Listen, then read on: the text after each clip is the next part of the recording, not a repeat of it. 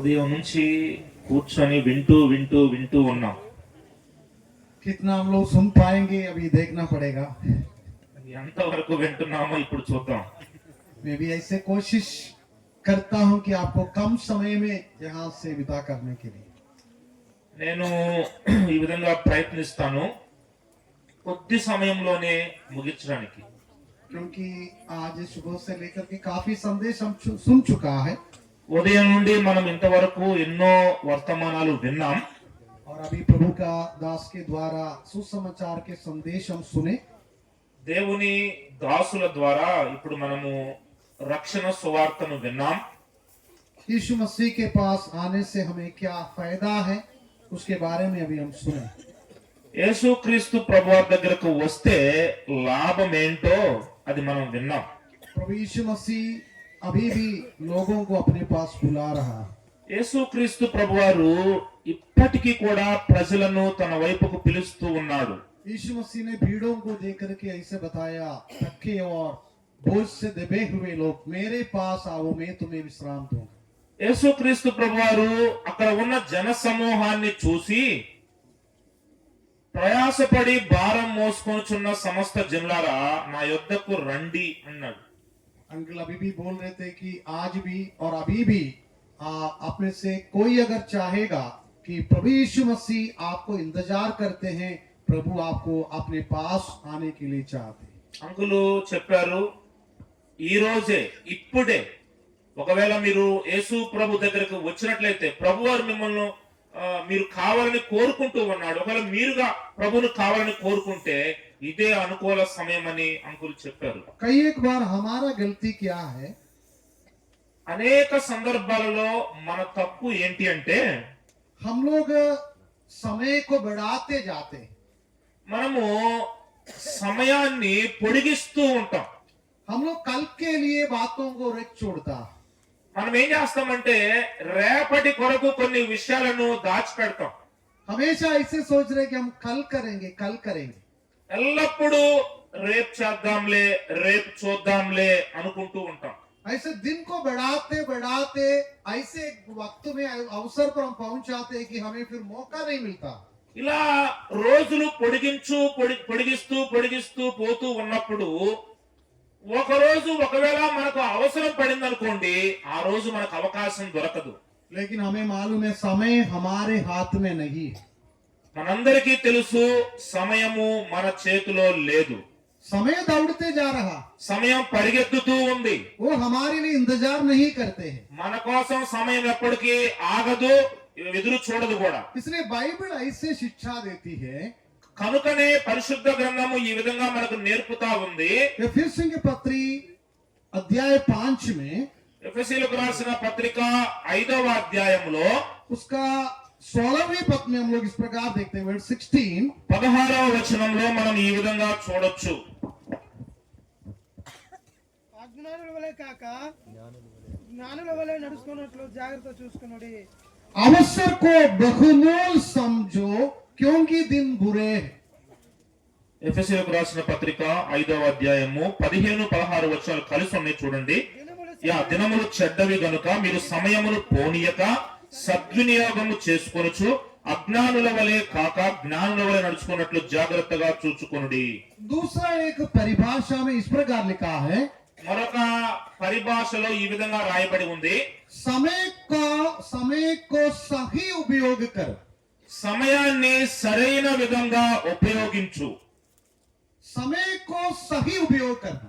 సమయాన్ని సరైన రీతిలో ఉపయోగించు. हम लोग स्वाभाविक रूप से पैसा को यूज करते, पैसा को उपयोग करते हैं ना. మనము సాధారణంగా మనం చూసినట్లయితే డబ్బులను మనం ఏం చేస్తామంటే ఉపయోగిస్తాం. पैसा सबके लिए बहुमूल्य है.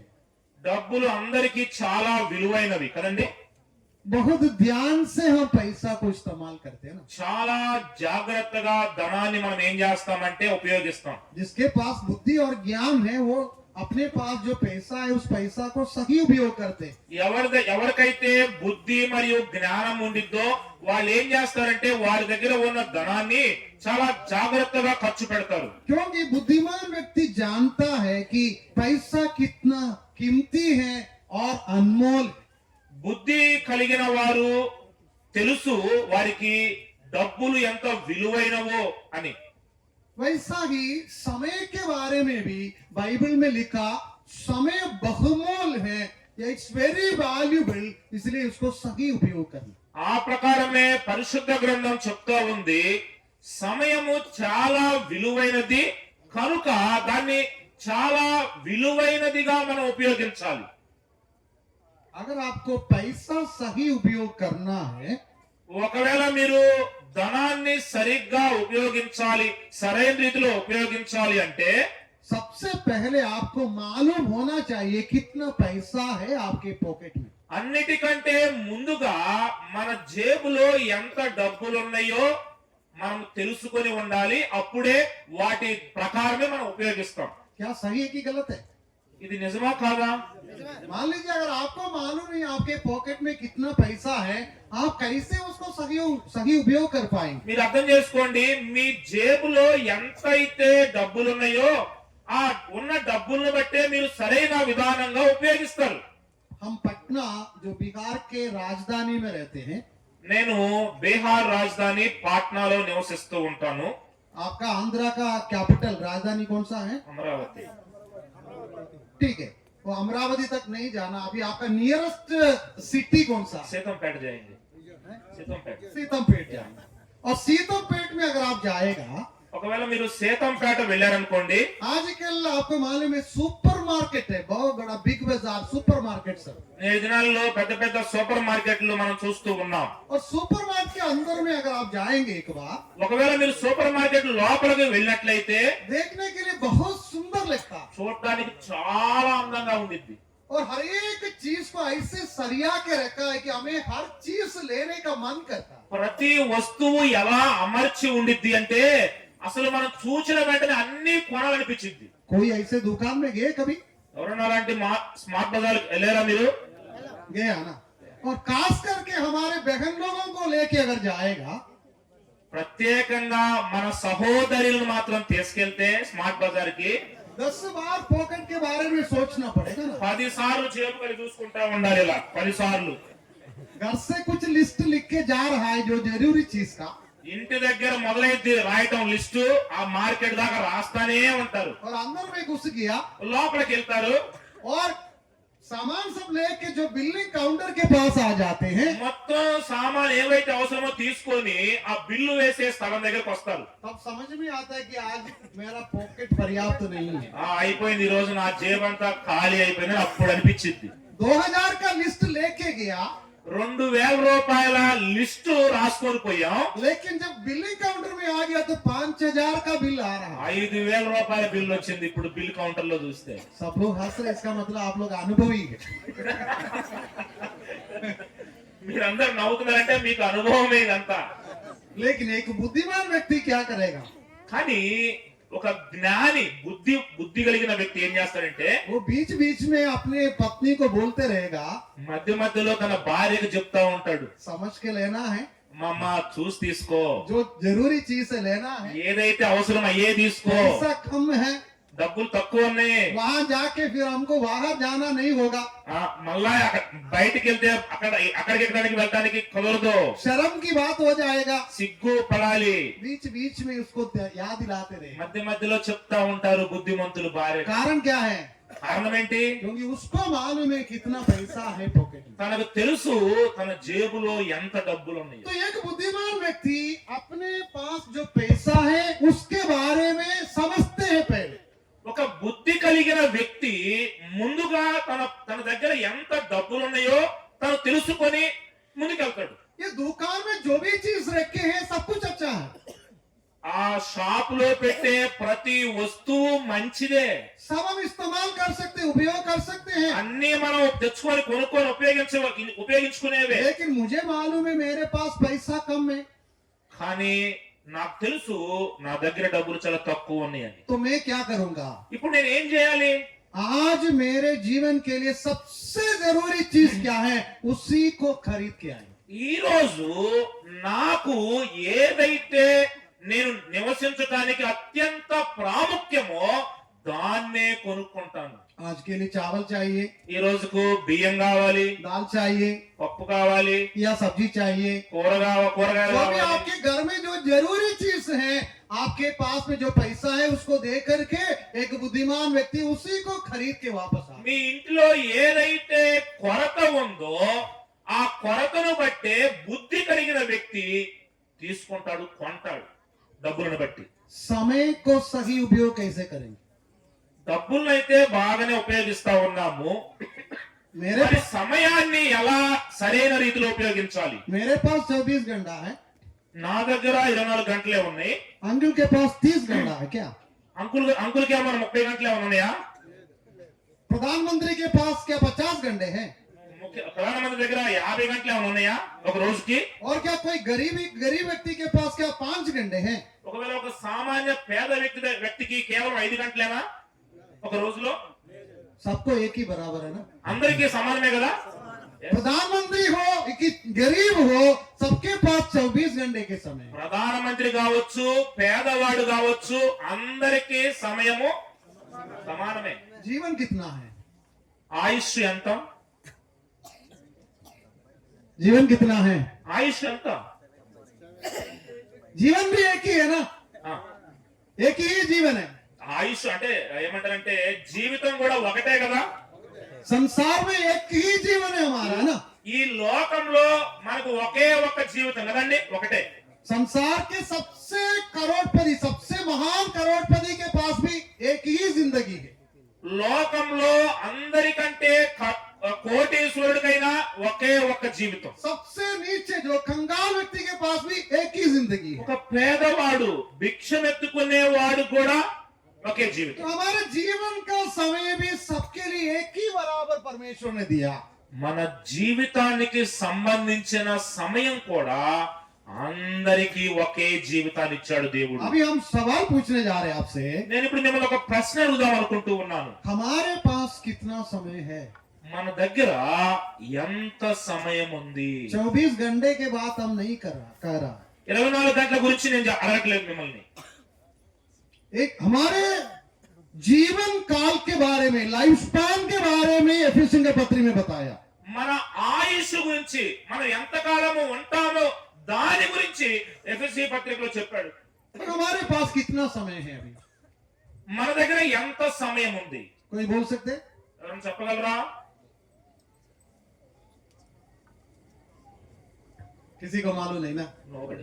मुझे भी मालूम नहीं, నాకు కూడా తెలియదు, మీకు తెలియదు, నాకు తెలియదు. क्योंकि जैसे कल अंकल ने बताया कि कल का जीवन हमारे हाथ में नहीं है।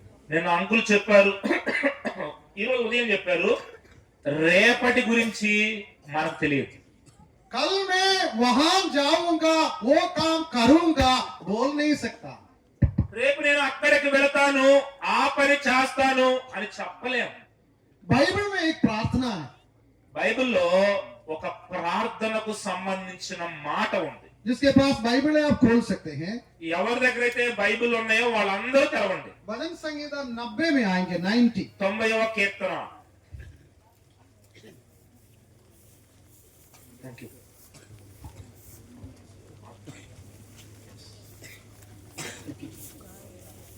ఓకే, मिला ना आपको? खोल दिया ना? 90వ కీర్తన తీశారు కదండి. वर्स 12, 12 पर 12వ చరణం. इसमें ऐसे लिखा, so teach us to number our days that we may apply our hearts unto wisdom. అక్కడ ఇలా రాయబడి ఉంది, మాకు జ్ఞాన హృదయము కలుగునట్లుగా చేయుము, మా దినములు లెక్కించుటకు మాకు నేర్పుము. मैं एक छोटा सा संदेश आपके सामने छोड़ने चाहते हैं। ఒక చిన్న వర్తమానాన్ని ఈ రాత్రి మీ మధ్యకు తీసుకురావాలని ఇష్టపడుతున్నాను. भक्त पुरुष मूसा ने इस प्रार्थना को किया। దైవజనుడైన మోషే ఈ ప్రార్థన చేశాడు. What is praying? ఏమని ప్రార్థన చేస్తున్నాడు? Teach us to number our days, my days. మా దినములు లెక్కించుటకు మాకు నేర్పుము అంటున్నాడు మోషే. क्या ये संभव है मेरा दिन को गिनना? నా దినాలు లెక్కించటం అనేది ఇది సంభవమేనా? Can anyone count your days and tell how much ఎవరైనా days you will be here on the face of this earth. ఎవరైనా ఈ ఈ భూమి మీద నేను ఇంతకాలం బ్రతకగలను అని మీ దినాలు లెక్కించి చెప్పగలరా? क्या अपने दिन कोई गिन सकते हैं? నో. पास्टर्स, మన దినాలు మనం లెక్కించవచ్చా సేవకులారా? सेवक लोग, आप अपने दिन गिन सकते हैं? మీ దినాలు మీరు లెక్కించగలుగుతారా? कोई गिन सकते हैं? ఎవరైనా లెక్కించగలరా? सब लोग बोल दिया कि नो. ओके, అందరూ చెప్పారు లెక్కించలేము అని. लेकिन आज हम लोग गिनने जा रहे हैं. కానీ ఈ రోజు మనం లెక్కించడానికి వెళ్తున్నాం. हम लोग देखेंगे गिन पाएगा कि नहीं. చూద్దాం మనం లెక్కించగలమో లెక్కించలేమో. थोड़ा सा गणित भी सीखेंगे हम लोग. కొంచెం లెక్కలు కూడా నేర్చుకుందాం ఈ రోజు. आप देखिएगा उसका वर्स 10 में देखिएगा. 10వ వచనానికి వద్దాం చూడండి. वर्स 10. 10వ వచనం చదువు ప్లీజ్. ఆయుష్కాలము ఉమ్, 70 సంవత్సరాలు, ఉమ్, అధిక బలమున్న యెడల ఓకే. 80 సంవత్సరములగును. 80 సంవత్సరములు. అయినను వాటి వైభవం ఆయాసమే, ఉమ్, దుఃఖమే. ఉమ్, అది త్వరగా గతించును, మేము ఎగిరిపోదుము. ఎస్. बाइबल के अनुसार हमारा आयु कितने साल के? బైబిల్ ప్రకారము మన ఆయుష్ కాలము ఎంత? हाँ? 70. कोई 70 बोल रहे, कोई 80 बोल रहे. కొంతమంది 70 చెప్తున్నారు, కొంతమంది 80 చెప్తున్నారు. ये दोनों यहाँ लिखा है.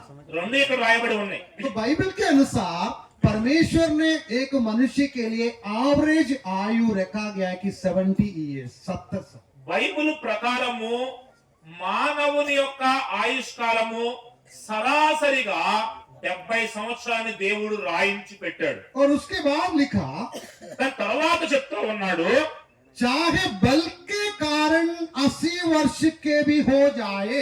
ఒకవేళ అధిక బలం ఉంటే 80 కూడా అవ్వచ్చు. इसका मतलब क्या हुआ? దాని అర్థం ఏంటి? 70 तक हमारा जीवन लगभग सही है.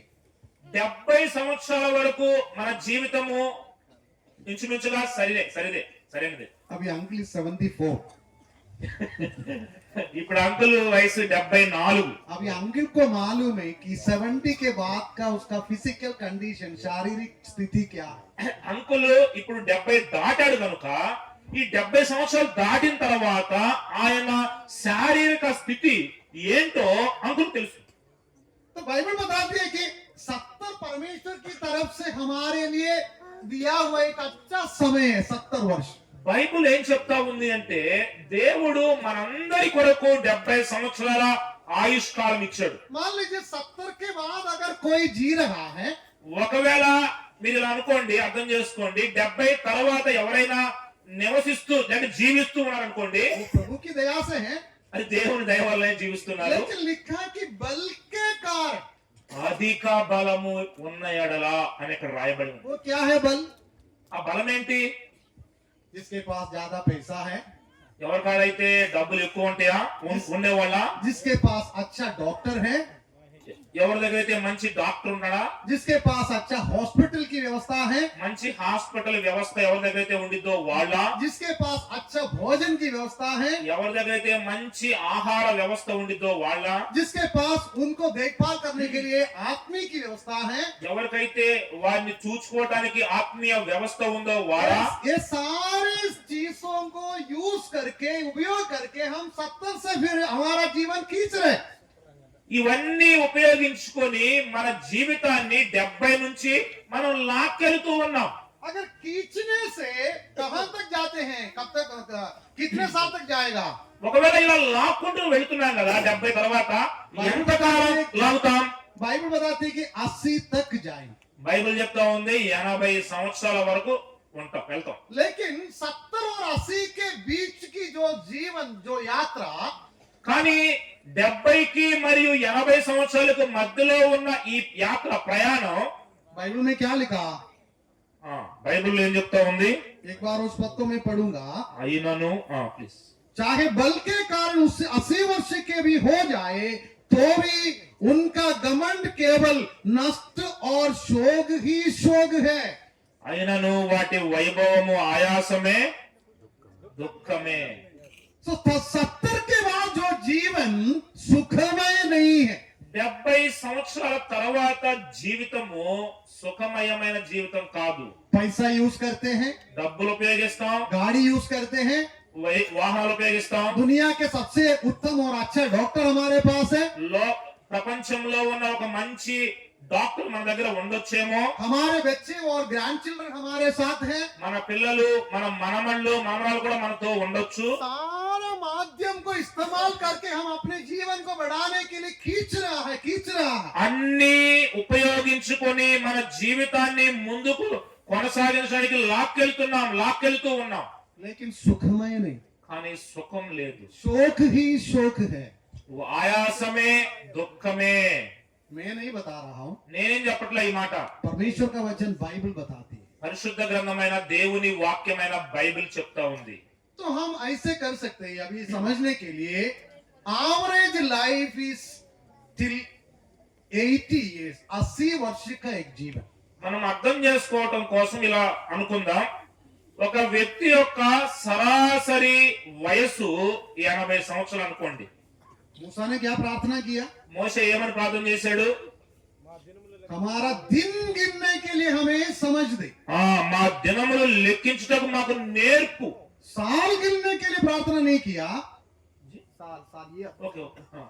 సార్, साल गिनने के लिए नहीं बता, సంవత్సరాలు లెక్కించడానికి చెప్పలేదు మోషే, అడగలేదు అక్కడ. डे या दिन को गिनने के लिए समझ दे. దినములు లెక్కించడానికి మాకు నేర్పు అని అంటా ఉన్నాడు మోషే. बाइबल में बता दिया कि हमें 80 वर्ष का जीवन. బైబిల్ చెప్తా ఉంది మనకు 80 సంవత్సరాల ఆయుష్. अभी हम दिन गिनने जा रहे हैं. ఇప్పుడు మనం దినములు లెక్కించడానికి వెళుతూ ఉన్నాం. एक वर्ष, एक साल में कितना दिन है? ఒక సంవత్సరంలో ఎన్ని రోజులు ఉంటాయి? भाई चलो बताइए, एक साल में कितने चलो, साल जपंडे। में कितने दिन है? 365. 365 days. ओके, 365 दिन. Thanks, sir. ओके, तो 365 दिन का कितने साल बाइबल के अनुसार? 365 దినాలు ఇంటూ ఎన్ని సంవత్సరాలు ఉంది అక్కడ? 80 वर्ष, 80 years. 80 సంవత్సరాలు. 80. Okay, brother is calculating already in that. Very good. Okay, 80 वर्ष into 365 days. 80 సంవత్సరాలు ఇంటూ 365 రోజులు. कितना दिन brother? ఎన్ని రోజులు వస్తాయి I సోదరా? have already answered with me. कितना आपके నా पास? దగ్గర సమాధానం ఉంది, అయినా ఒకసారి నువ్వు చెప్పండి. 29,200 days. 29,200 రోజులు. आप लोग कैलकुलेट करके देखिएगा, 29,200 days. 29,200 దినములు. Total life. మన జీవిత కాలం అంతా जिसको परमेश्वर ने 80 वर्ष ये दुनिया में जीवन दिया, उनका पूरा दिन जोड़ने से 29,200 days only. ఎవరికైతే దేవుడు ఈ లోకంలో సంపూర్ణంగా 80 సంవత్సరాలు జీవించడానికి అవకాశం ఇచ్చాడో వారి దినాలు మొత్తం లెక్కిస్తే 29,200 రోజులు. सब लोग खुश है, 29,200 days are there. అందరూ చాలా సంతోషంగా ఉన్నారు. మనకి 29,200 రోజులు ఉన్నాయని. Are you happy? సంతోషంగా ఉన్నారా? I will ask uncle also. Are you happy, uncle? Uncle are you happy? 29,200 days are there. ये लंबा, बहुत बहुत ज्यादा दिन. చాలా చాలా దూరం, అంటే ఎక్కువ దినాలు మన దగ్గర ఉన్నాయి. लेकिन प्रॉब्लम कहाँ पर है मालूम है? కానీ సమస్య ఎక్కడ ఉందో మీకు తెలుసా? मेरा 55 years already passed away. Already నాకు 50 సంవత్సరాలు వెళ్ళిపోయింది. मेरा उम्र 55 years. నా వయసు 55. परमेश्वर ने मुझे 80 वर्ष का जीवन अगर रखे हैं, ఒకవేళ దేవుడు నాకు 80 సంవత్సరాల వయసు ఇస్తే 29,200 days are there. 29,200 రోజులు ఉన్నాయి. From 29,200 days, you have to minus 55 years. 29,200 రోజుల్లో నుండి 55 సంవత్సరాలు మైనస్ చేయాలి, తీసివేయండి. अभी हम और बोलने जा रहे हैं. మళ్ళీ మీకు చెప్పబోతా ఉన్నాను. जिन्होंने 60 वर्ष पास हो गया, ఎవరైతే 60 సంవత్సరాలు దాటారో, जिन्होंने 70 years पास किया, ఎవరైతే 70 సంవత్సరాలు దాటారో, बाकी कितना? 10 साल, 10 साल. 10 years into 365 days. 10 సంవత్సరాలు ఇంటూ 365 రోజులు. अभी 29 बाकी है. 29,200 days बाकी है. 29,200 రోజులు ఉన్నాయి అంతే जिसके మనకు. पास अभी केवल 10 साल है और अब इसको ट्रांसफर करे 360 डेज में कितना आ रहा है 10 into 365 10 సంవత్సరాల ఆయుష్ మాత్రమే ఉంది. ఆ 10 సంవత్సరాలు ఇంటూ సంవత్సరానికి 365 రోజులు, ఈ రెండు మల్టిప్లికేషన్ చేస్తే ఎంత వచ్చిందో చూడండి. uncle already 74 He's telling you. uncle already okay Yeah, how many? 3650.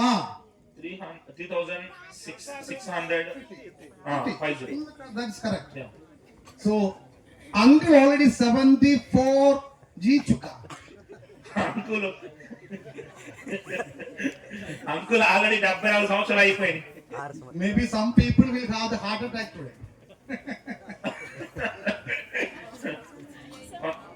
Yes. समझ गए बात అర్థమైందా మీకు? हम लोग क्या सोच रहे कि अभी लंबा जीवन मेरे सामने है మనం అనుకుంటాము మన ఎదుట దూరం అంటే ఎక్కువ సంవత్సరాలు మనం బతుకుతామేమో అనుకుంటా ఉంటాం. ज्यादा समय नहीं है हमारे ఎక్కువ సమయం లేదు సోదరా. जवान लोग क्या सोच रहे कि अभी जिंदगी आगे है अभी है समय है मन मर्जी में धाम धूम चलने का యవ్వనస్తులు ఏమనుకుంటారంటే, ఓ చాలా సమయం ఉంది కదా, ఇది యవ్వన కాలం కదా, మన ఇష్టానుసారంగా ధూమ్ ధామ్ చేద్దాం అనుకుంటా ఉన్నారు. अभी अगला सवाल మరొక ప్రశ్న ఏంటంటే, మీకు आपके लिए 80 वर्ष का जीवन परमेश्वर ने रखा है कौन जानता మీ కొరకు దేవుడు 80 సంవత్సరాలు ఇచ్చాడు అని ఎవరికి తెలుసు? कोई गारंटी नहीं ना कोई गारंटी नहीं ఎవరికి గ్యారంటీ లేదు. आप दुकान जाकर के मोबाइल खरीद के आएगा ఒకవేళ మీరు ఒక దుకాణం దగ్గరికి వెళ్ళి ఒక సెల్ ఫోన్ కొనుక్కొని వచ్చారనుకోండి, आपको गारंटी पेपर मिलता है అది కొనుక్కున్న గ్యారంటీ పేపర్లు మనకు దొరుకుతాయి, ఇస్తారు. फ्रिज लेके आते हैं ఫ్రిడ్జ్ కొనుక్కుంటాము, वॉशिंग मशीन लेके आते हैं వాషింగ్ మిషన్ కొనుక్కుంటాం, साइकिल लेके आते हैं సైకిల్ కొంటాం. और हर चीज का गारंटी है ప్రతి వస్తువుకు గ్యారంటీ ఉంది. खराब होने से वे लोग मरम्मत करके देगा ఒకవేళ చెడిపోతే మళ్ళీ బాగు చేసి మనకి ఇస్తారు. कोई कोई चीज ऐसे ही बदल के देगा नया देगा కొన్ని వస్తువులు అయితే వాటిని అలానే మార్చి మళ్ళా కొత్త వస్తువులు ఇస్తారు వాటి స్థానంలో. लेकिन हमारा जीवन का कोई गारंटी कागज किसी ने दिया కానీ మన జీవితానికి ఎవరైనా గ్యారంటీ పేపర్లు ఎవరైనా ఇచ్చారండి? किसी के पास है गारंटी ఎవరి దగ్గర ఉన్నాయా గ్యారంటీ కాగితాలు? हमारा जीवन का कोई गारंटी नहीं మన జీవితానికి ఏ విధమైన గ్యారంటీ లేదండి. इसलिए बाइबल में लिखा అందుకనే బైబిల్లో రాయబడి ఉంది, एक बार मरना ఒక్కసారే మృతి చెందాలి, उसके बाद न्याय का होना ఆ తర్వాత తీర్పు ఉంది. परमेश्वर ने नियुक्त किया దేవుడు నియమించాడు దీన్ని.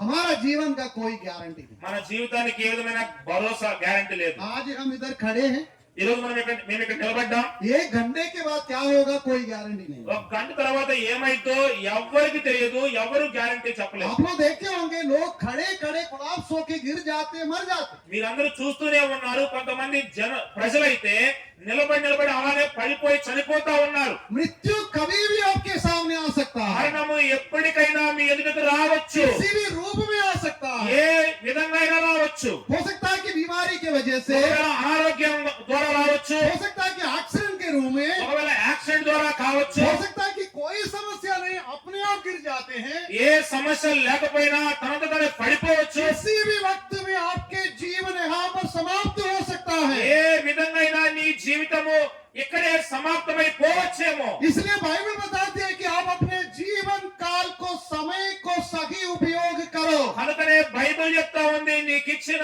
ఆయుష్ను సమయాన్ని సద్వినియోగం చేసుకొని సరైన రీతిలో ఉపయోగించుకో. सही चीजों के लिए सही कार्यों के लिए अपने जीवन को उपयोग करो సరైన వాటి కొరకు సరైన పనుల కొరకు ఆ సమయాన్ని ఉపయోగించు. समय बहुत कम है हमारे हाथ में మన చేతిలో సమయం చాలా తక్కువగా हम ఉంది. कितने भी इसको बल के कारण खींचने से प्रयास करेगा तो भी मौत हमें लेके जाएगा నువ్వు ఎంత బలవంతుడైనా ఒకవేళ ఇంకొంచెం ముందుకు తీసుకెళ్ళని లాక్కెళ్తూ ఉన్నా మహా అయితే 10 సంవత్సరాల కంటే ఎక్కువ లాక్కోలేవు. ये जो जीवन आज इस दुनिया में हम जी रहा है परमेश्वर की तरफ से दान है ఏ జీవితం అయితే ఈ రోజు మనం ఈ భూలోకంలో జీవిస్తూ ఉన్నామో అది దేవుడిచ్చిన వరం అండి. इसलिए प्रभु यीशु मसीह ने एक सवाल किया था अपने जीवन काल में, కనుకనే యేసు ప్రభు వారు ఆయన ఈ భూలోకంలో ఉన్నప్పుడు ఒక ప్రశ్న వేశాడు. भले एक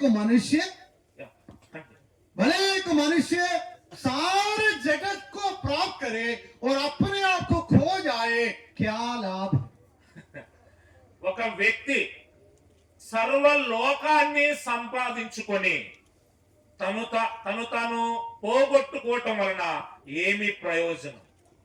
एक साइड में पूरा दुनिया, ఒక పక్క లోకమంతా ఉంది, दूसरे साइड में अपनी आत्मा, రెండో ప్రక్క తన ఆత్మ ఉంది. आप पूरे दुनिया का मालिक बन गया, లోకం మొత్తానికి యజమానయ్యాడు ఆ వ్యక్తి. लेकिन आप अपने आत्मा को गवाया. కానీ ఆత్మను విడిచిపెట్టాడు. आप पूरा दुनिया का मालिक होते हुए भी आपका जीवन कोई प्रयोजन के नहीं है. ఒకవేళ ఆ వ్యక్తి లోకం మొత్తానికి యజమానుడు కావచ్చు, తన ఆత్మను కాపాడుకోలేకపోతే ఏమి ప్రయోజనం? कारण क्या है? కారణం ఏంటి? दुनिया का कोई भी चीज आपके साथ नहीं जाएंगे. మనతో పాటు లోకంలో ఉన్న ఏది కూడా రాదండి. पैसे इधर रह जाएगा, డబ్బులు ఇక్కడే ఉంటాయి, नाम इधर रह जाएगा, నీ పేరు ఇక్కడే ఉండిద్ది, धन दौलत इधर रह जाएगा, ధన సంపద అంతా ఇక్కడే ఉండిద్ది, अपनी खूबसूरती और सुंदरता यहाँ रह जाएगा, నీ అందము నీకున్న జ్ఞానము అంతా ఇక్కడే ఉండిద్ది, अपनी पत्नी इधर रह నీ जाएगी, భార్య ఇక్కడే ఉండిద్ది, अपने पति इधर रह నీ जाएंगे, భర్త ఇక్కడే ఉంటాడు, अपने बच्चे इधर रह నీ जाएंगे, పిల్లలు ఇక్కడే ఉంటారు, अपने माता पिता इधर रह నీ जाएंगे, తల్లిదండ్రులు ఇక్కడే ఉంటారు, अपने रिश्तेदार इधर रह నీ जाएंगे. బంధువులు ఇక్కడే ఉంటారు. जैसे काली घाट से आया काली घाट से जाएगा. ఏ విధంగా ఒట్టి చేతులతో వచ్చామో అదే విధంగా ఒట్టి చేతులతో వెళ్ళిపోవాలి. जैसे नंगा आया वैसे नंगा ही जाएगा. ఏ విధంగా దిగంబరులుగా వచ్చామో అలానే దిగంబరులుగానే వెళ్ళాలి. ले जाने के लिए एक ही चीज है आपके हाथ में, తీసుకెళ్ళడానికి ఒకే ఒక్క వస్తువు నీతో वो వచ్చింది, आपका आत्मा है నీ ఆత్మ నీతో వచ్చింది. जो अमर है. ఎవరైతే తిరిగి లెగుస్తారో वो आत्मा को तलवार से काट नहीं सकते हैं, ఆ ఆత్మను ఖడ్గముతో ఛేదించలేరు. आपकी आत्मा को आग में जलाया नहीं जा सकते हैं, నీ ఆత్మను అగ్నిలో కాల్చలేరు. आपकी आत्मा हवा में उठाया नहीं जा सकते నీ हैं, ఆత్మను గాల్లో తేలిపో చేయలేరు. आपकी आत्मा पानी में डुबाया नहीं जा सकते నీ हैं. ఆత్మను నీటిలో ముంచలేరు. आपकी आत्मा अमर है.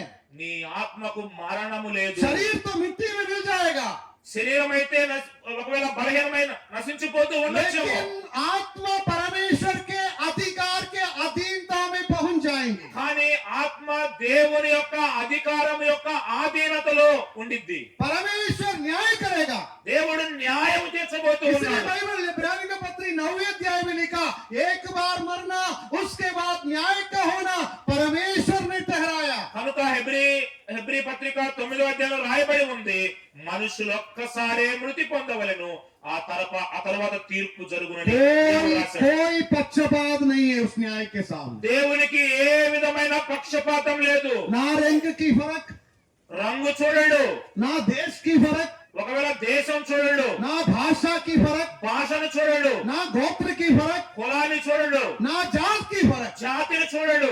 आप गरीब है कि अमीर है कोई फर्क नहीं. నువ్వు ధనవంతుడు లేదంటే పేదవాడు అని చూడడు దేవుడు. आप शिक्षित है कि या अनपढ़ है कि कोई फर्क नहीं. ఒకవేళ నువ్వు చదువుకున్న వాడువా లేదంటే చదువు లేని వాడు అని చూడడు దేవుడు. सबको एक दिन परमेश्वर के न्याय के सिंहासन के सामने खड़े होना और अपने जीवन के हिसाब देना पड़ेगा. ప్రతి ఒక్కరూ ఒక రోజు క్రీస్తు న్యాయపీఠ మీద నిలబడబోతున్నారు.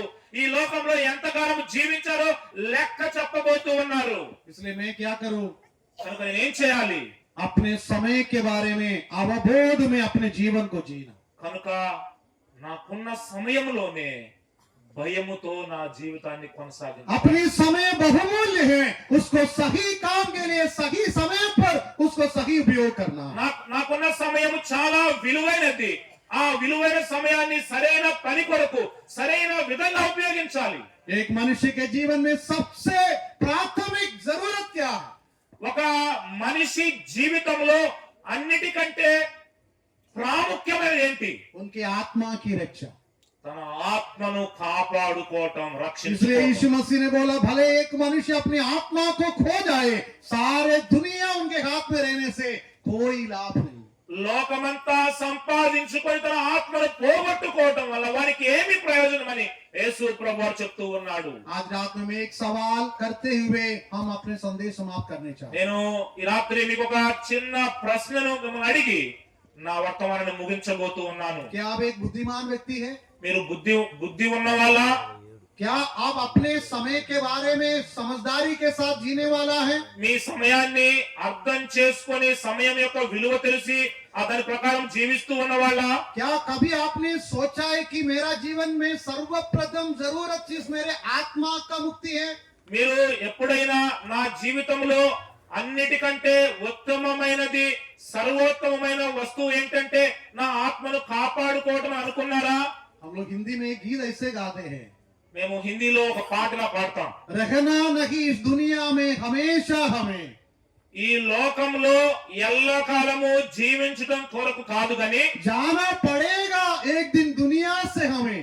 ఒకరోజు ఈ లోకాన్ని విడిచిపెట్టి వెళ్ళబోతూ ఉన్నాం. कोई जाने नहीं चाहते हैं, कोई जाने नहीं चाहते हैं, ఎవరు కూడా నేను వెళ్ళను అంటానికి వీల్లేదు. इसलिए ऐसे लिखा कि जाना पड़ेगा, that is वो मजबूरी है। ఖచ్చితంగా వెళ్ళాలి. लेकिन जाने से पहले एक बात सोच लो, కానీ ఈ లోకం విడిచిపెట్టక ముందుగా ఒక విషయాన్ని ఆలోచించు. मरने के बाद तुम कहां जाओगे? చనిపోయిన తర్వాత నువ్వు ఎక్కడికి వెళ్ళబోతున్నావు? जाने से पहले एक बात सोच लो, వెళ్ళడానికి ముందుగా ఒక మాట నువ్వు ఆలోచించేయి. मरने के बाद तुम कहां जाओगे? చనిపోయిన తర్వాత నువ్వు ఎక్కడికి వెళ్ళబోతున్నావు? आज रात में परमेश्वर की आत्मा का सवाल आपके सामने यही है। ఈ రాత్రి దేవుని ఆత్మ మీ ఎదుట ఉంచిన గొప్ప ప్రశ్న ఇదే. ये जवान भाई और बहन ఓ యవనస్తుడా, యవనస్తురాలా, और हर एक बच्चे जो ध्यान से सुनते हैं, ఎవరైతే శ్రద్ధగా వింటున్న పిల్లలారా, हर एक स्त्री और पुरुष जो इस वचन को सुनते हैं, ప్రతి సోదరుడు సోదరి వింటున్న వారులారా, ये सवाल आप अपने मन से पूछिए। ఈ ప్రశ్న మీ మనసులో మీరు అడగండి. अगर आज मेरा मौत हो जाते, ఒకవేళ ఈ రోజే నేను చనిపోతే मैं कहां पहुंचे?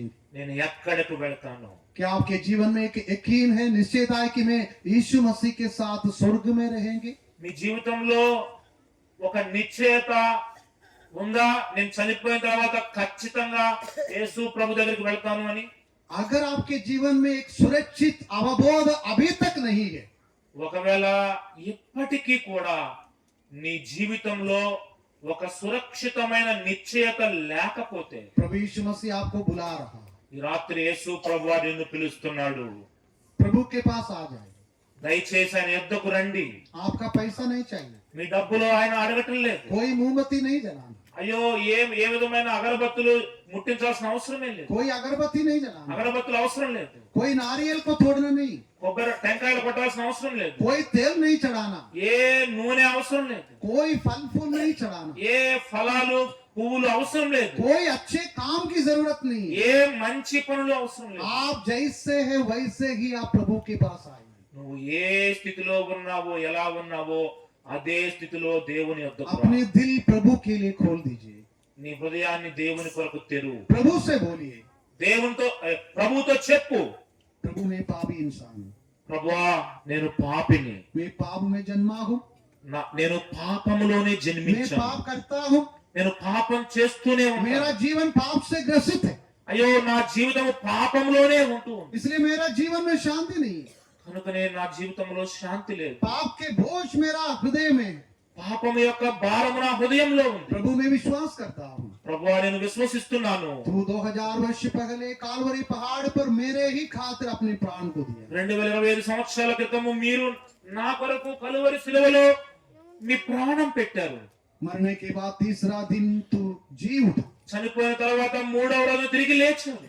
मैं तेरे राहों पर चलने के लिए तैयार हूँ, నేను మీ మార్గంలో నడవడానికి సిద్ధంగా ఉన్నాను. मेरे पापों को क्षमा कीजिए, నా పాపాలను క్షమించండి. मेरे हृदय में आ जाए, నా హృదయంలోకి రండి. मुझे शांति दे दीजिए, నాకు సమాధానం ఇవ్వండి. मुझे एक नई जिंदगी प्रदान कीजिए, నాకు క్రొత్త జీవితాన్ని ఇవ్వండి. मुझ पापी पर दया कर। ఈ పాపినైన నా మీద దయ చూపించండి. अगर आप अपने मन में इस प्रार्थना प्रभु के सामने किया, ఒకవేళ ఎవరైనా మీలో ప్రభు ఎదుట ఈ నేను చెప్పిన ప్రార్థన మీ హృదయంలో ఎవరైనా చేసుకున్నట్లయితే परमेश्वर का वचन आपको एक निश्चयता प्रदान करते हैं। దేవుని వాక్యము మీకు ఒక నిశ్చయతను చూపిస్తూ ఉంది. जितनों ने यीशु मसीह को ग्रहण किया ఎందరైతే ఆయన్ను అంగీకరిస్తారో और उनके नाम पर विश्वास किया, ఆయన నామందు విశ్వాసం ఉంచుతారో वो सबको परमेश्वर की संतान होने का अधिकार दिया। వారందరూ దేవుని పిల్లలయ్యే అవకాశం అధికారం ఇచ్చారు. मुझे मालूम नहीं आप में से कितने लोग यीशु मसीह को ग्रहण किया है। నాకు తెలియదు మీలో ఎంతమంది యేసు ప్రభువాన్ని అంగీకరించారో. केवल आप खुद जानते हैं कि आप अपना मन प्रभु के लिए खुला है कि नहीं।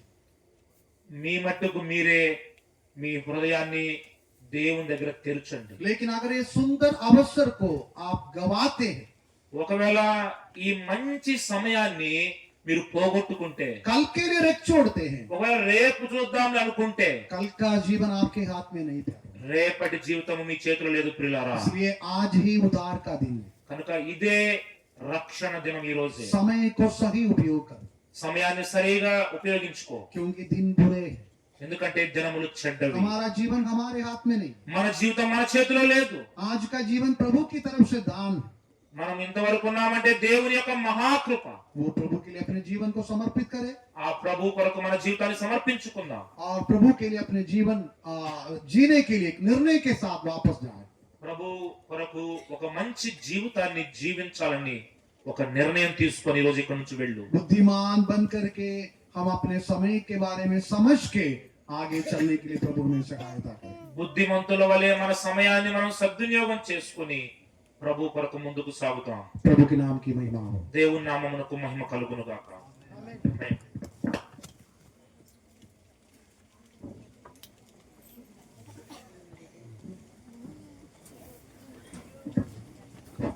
నిజమే కదా, మనిషి యొక్క జీవితము గ్యారంటీ లేదు. అదే విధంగా మనిషి యొక్క జీవితానికి ఎక్స్పైరీ డేట్ కూడా లేదు. ప్రతి వస్తువులు కొన్నప్పుడు దానికి ఒక ఎక్స్పైరీ డేట్ ఉంటుంది, కానీ మనిషి జీవితం మాత్రం ఎక్స్పైరీ డేట్ అనేది లేదు. అందుకనే ఈరోజే యేసుక్రీస్తు అని నమ్ముకోవాలి. ఈరోజే నీ జీవితంలో యేసుక్రీస్తు ఆహ్వానించాలి. అట్టి సందేశాన్ని అందించారు మన యొక్క సహోదరులు. కాబట్టి we are so happy to hear the word of God from dear brother. Thank you, brother. And also thank you, Anna.